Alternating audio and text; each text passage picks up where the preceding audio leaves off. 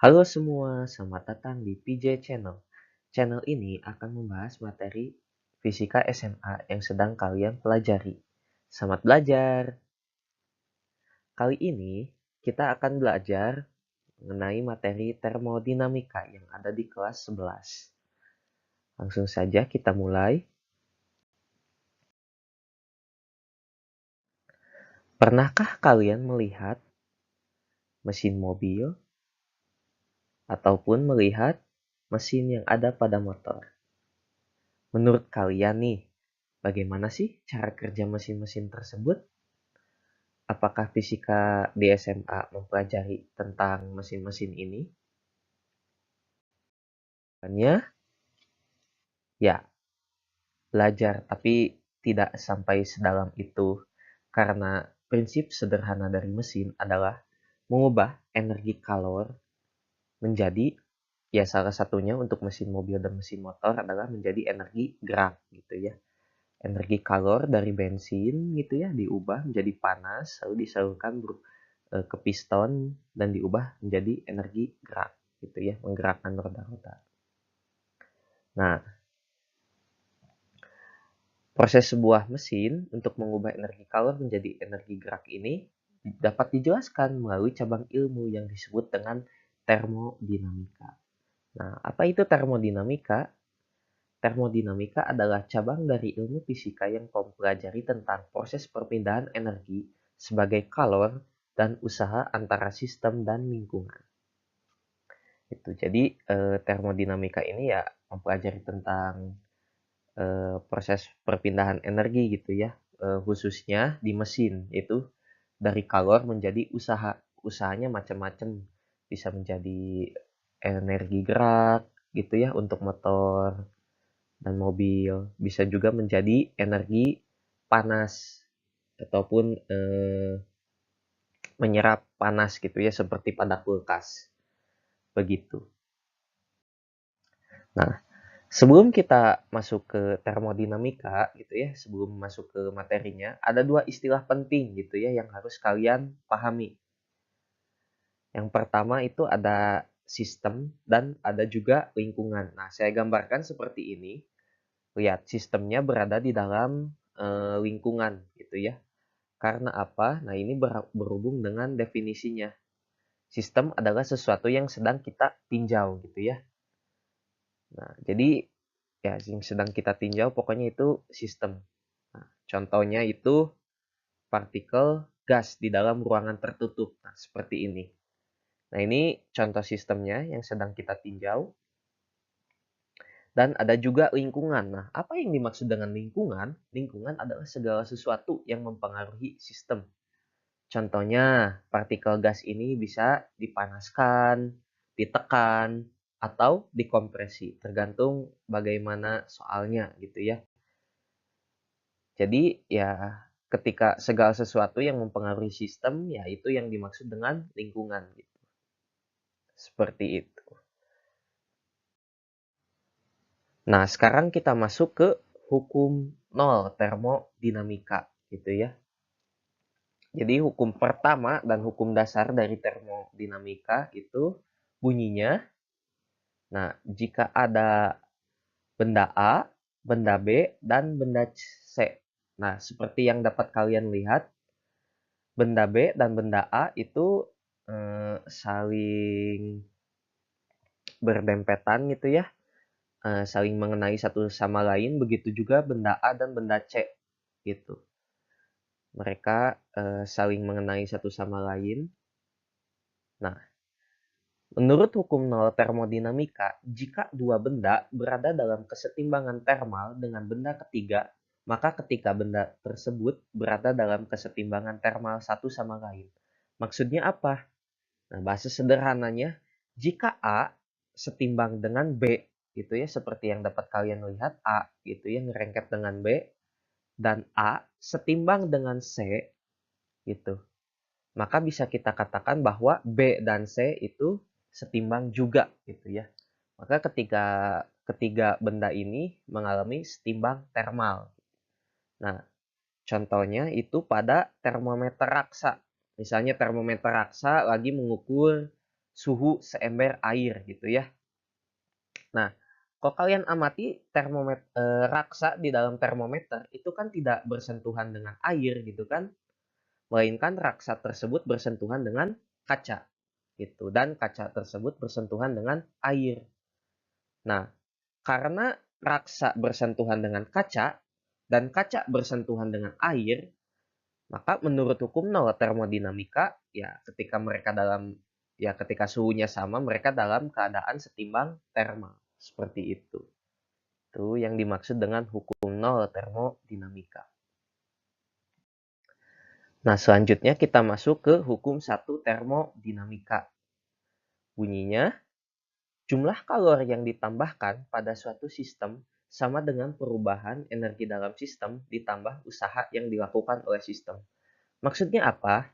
Nah, sederhananya ketika ada sebuah mesin diberi panas, maka mesin tersebut akan merubah energi panas tersebut menjadi usaha dan juga perubahan energi dalam. Itu makanya kenapa mesin suka panas gitu ya ketika digunakan. Ya motor ketika kalian gunakan gitu ya untuk berangkat ke sekolah itu kalau dipegang mesin atau knalpotnya kan itu panas gitu ya. Nah itu. Jadi kalori yang digunakan itu diubah untuk menjadi usaha dan juga perubahan energi dalam gitu.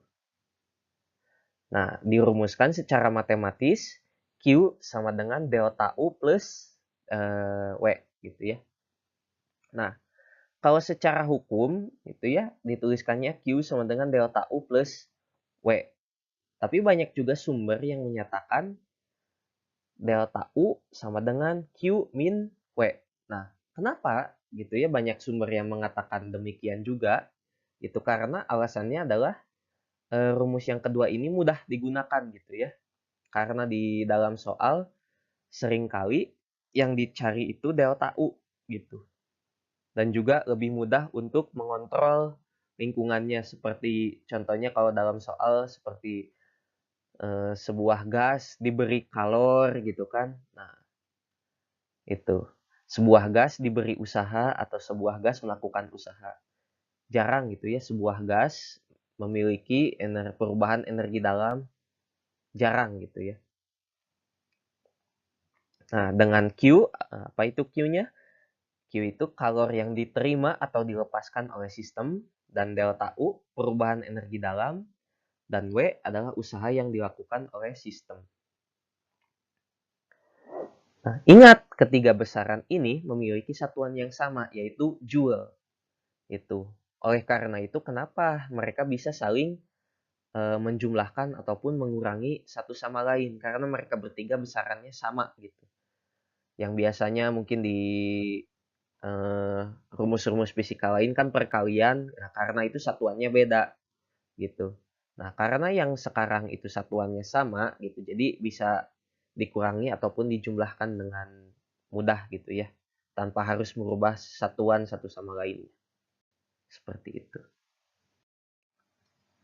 Nah, kenapa sering lebih mudah menggunakan rumus yang kedua yang delta U sama dengan Q min W gitu? Karena, nah, kalau kita gambarkan sistem gitu ya, jadi sistem itu positif, bernilai positif gitu ya secara matematisnya positif ketika dia menerima kalor gitu ya.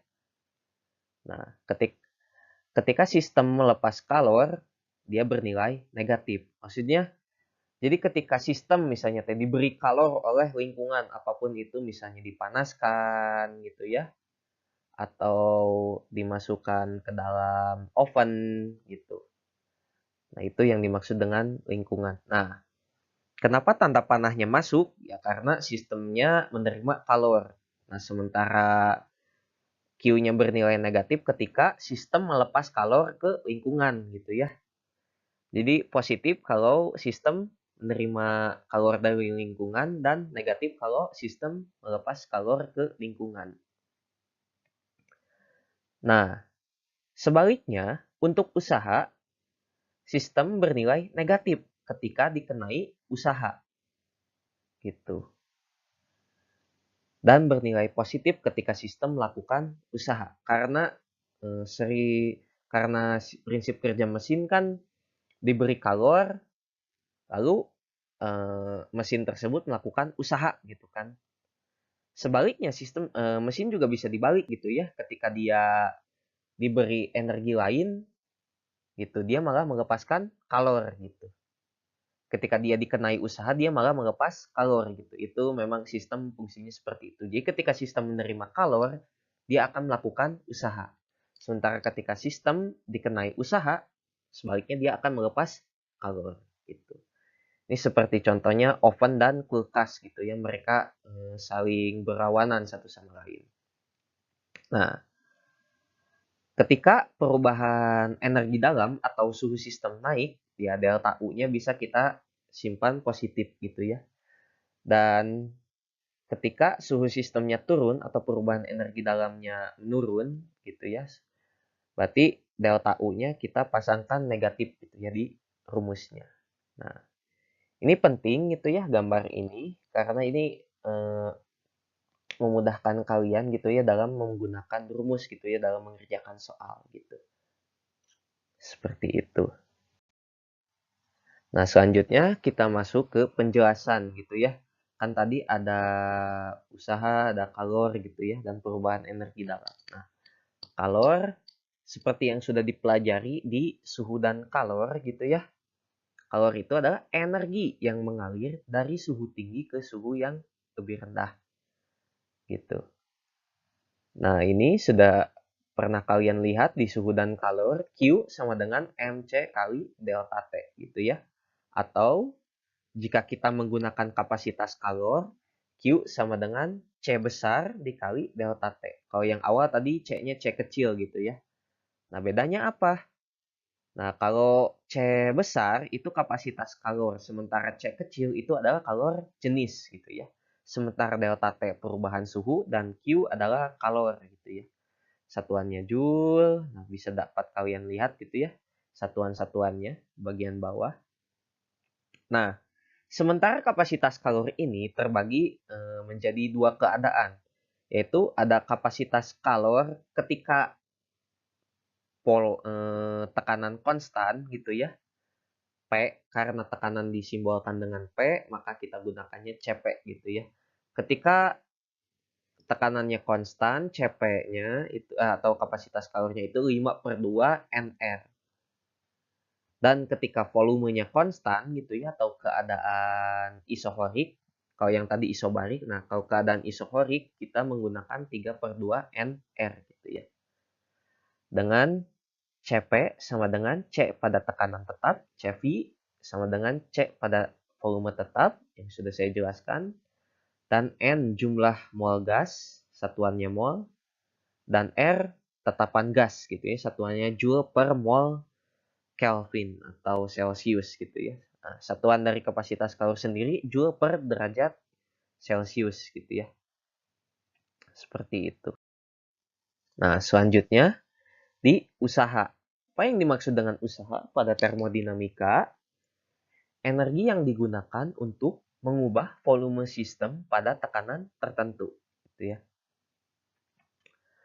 Jadi ketika sistem diberi energi, maka dia akan melakukan usaha. Usahanya itu dalam bentuk apa? Dia mengubah volumenya gitu ya. Entah mungkin ya ketika kita memanaskan gas, gasnya kan akan mengembang gitu ya. Seperti itu. Sebaliknya ketika didinginkan dia akan mengkompresi gitu. Nah, rumusnya W gitu ya untuk usaha sama dengan P dikali delta V gitu ya. Atau W sama dengan P volume akhir dikurangi volume awal. Seperti itu. Itu tanda kurungnya harusnya menutup sampai semuanya yaitu. Dengan W-nya usaha, satuannya Joule, delta V perubahan volume meter per meter kubik. Ini yang satuan internasionalnya ya. P-nya tekanan, satuannya Pascal, dan volume akhir dan volume awal, satuannya meter kubik.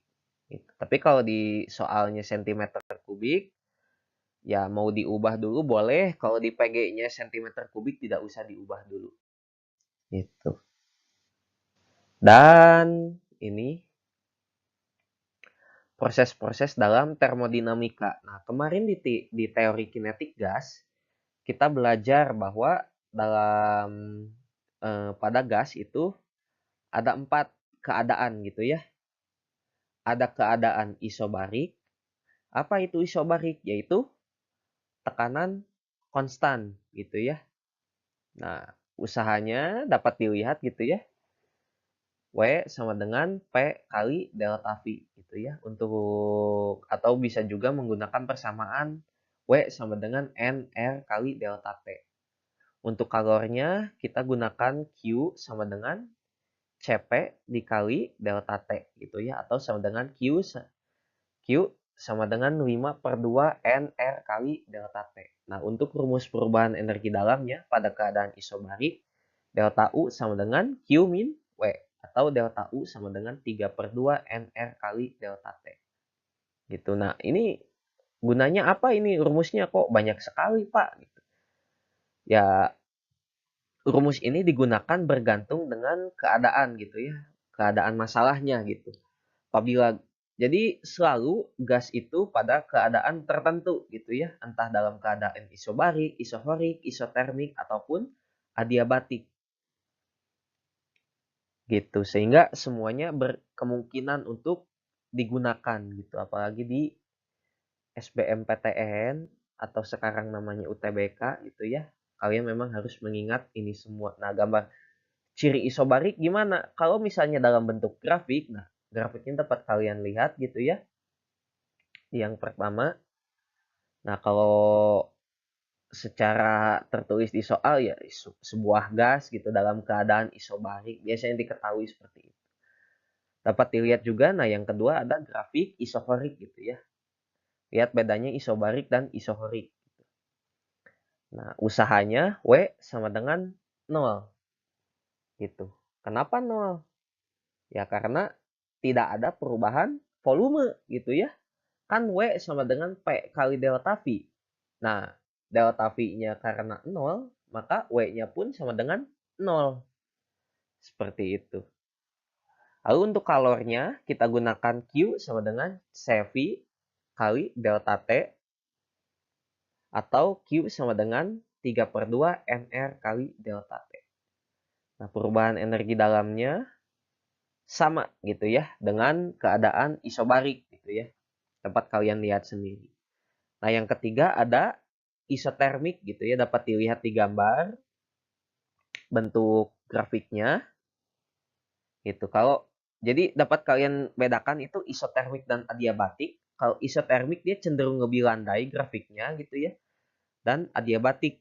Nah, adiabatik dia lebih curam gitu ya, dapat dilihat.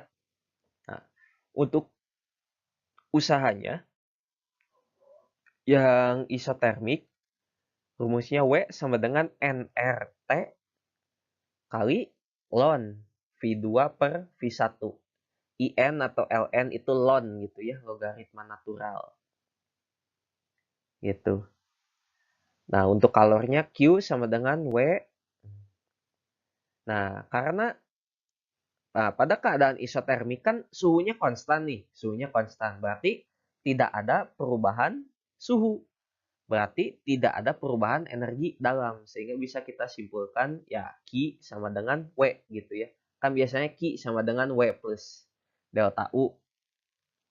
Nah, tapi tidak. Nah, karena delta U-nya sama dengan 0, maka ya Q sama dengan W aja. Nah, atau rumusnya Q sama dengan nRT ln V2 per V1. Itu. Untuk perubahan energi dalamnya dapat dilihat delta U sama dengan 0. Q sama dengan W. Nah, pada keadaan adiabatik, gitu ya, kan kalau tadi isotermik suhunya konstan, nah pada adiabatik dia secara fisis itu tidak ada pertukaran kalor gitu ya. Nah, rumus usahanya 1 per gamma min 1 dikalikan P1 V1 min P2 V2. Gitu. Nah, kalornya bagaimana? Ya, karena tadi di adiabatik tidak ada pertukaran kalor. Jadi Q-nya sama dengan 0. Dan terakhir, perubahan energi dalamnya delta U sama dengan negatif usaha. Kenapa? Ya kalau kalian rumuskan Q sama dengan W plus delta U gitu ya. Nah, W-nya pindah ruas bernilai negatif. Gitu. Seperti itu. Nah, di bawahnya juga delta U sama dengan 1 per gamma min 1 dikalikan dalam kurung P2V2 min P1V1. Tuh rumus-rumus pada proses gitu ya. Atau proses-proses dalam termodinamika beserta rumusnya. Jadi kalau kalian baca di buku gitu ya mungkin ada penjelasan rinci. Gitu. Kalau saya jelaskan satu-satu ya mana ya. Nanti lama videonya. Saya langsung beri ininya aja lah gitu ya ringkasannya. Kan kalau kalian baca di buku sudah nemu gitu kan tinggal kalian ringkas sendiri. Nah, saya membuat ringkasannya gitu. Seperti itu. Sekian video kali ini. Sampai jumpa di pertemuan selanjutnya. Dah.